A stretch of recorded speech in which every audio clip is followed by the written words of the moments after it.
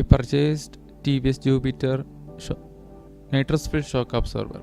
It's a genuine one. It's 1010 rupees cost in Bangalore. So I purchased it. The difference is some 2 to 3 centimeter increase in length. That's all. It's a benefit. It will add some ground clearance to your scooter. Usually my vehicle will touch the center stand in every arm, so now it's not there. See the difference?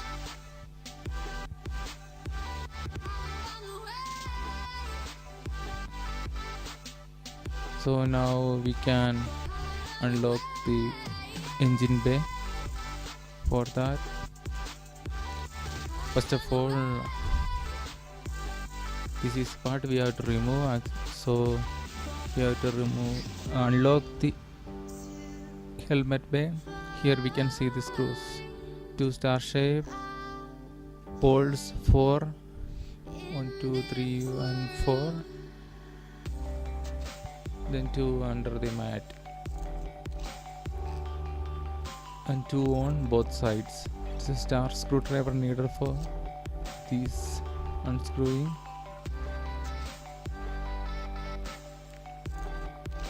So first we will remove the bolts using 10 mm range. Just unlock it.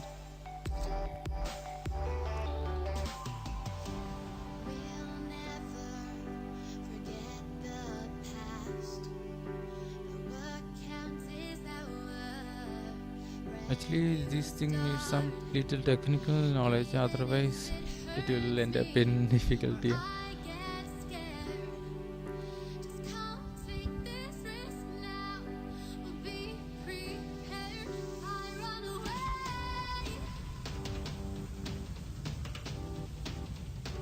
So I removed all the screws and bolts. So now close the helmet bay and just lift it off.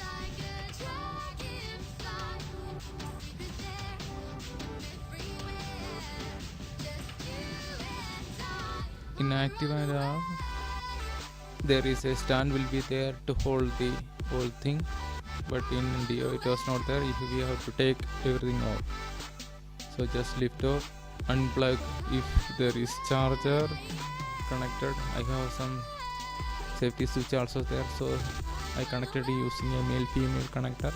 Just unplug it and take everything off. The full bay will come off. Now you can see the engine and petrol area. So the upper bolt is on the side of the petrol tank.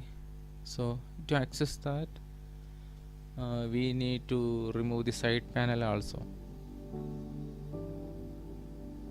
So for that, first we have to take on 14 mm reach, then unscrew the rear guard. 4 screws, bolts will be there, so just take unscrew and take it off, and then you can access the petrol tank. That also be removed.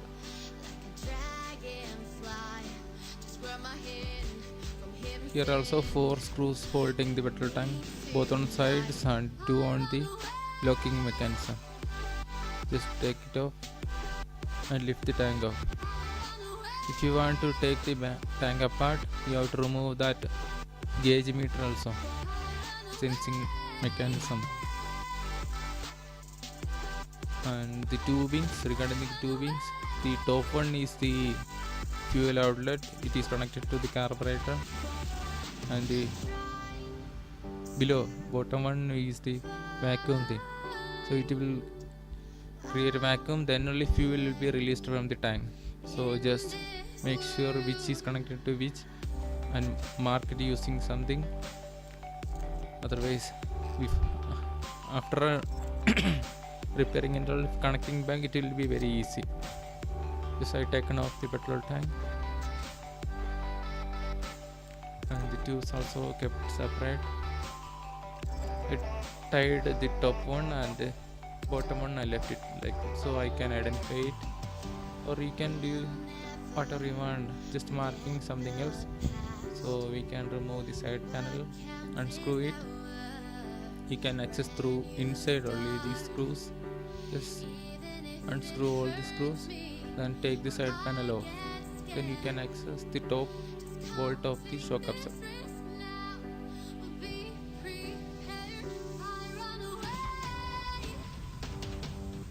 Keep the screws separate, otherwise it will be mixed up.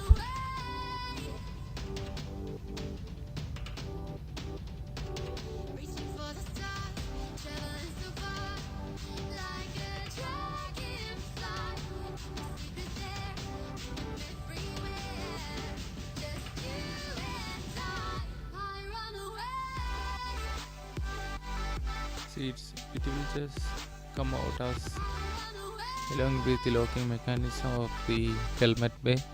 So now it's unlocked.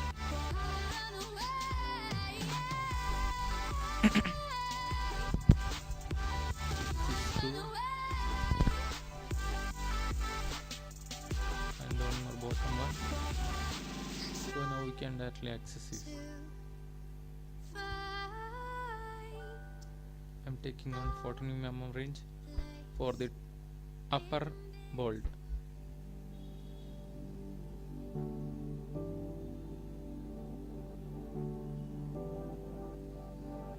When using an angle one, you can use whatever you want.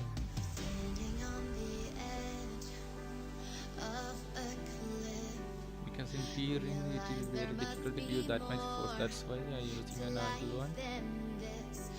So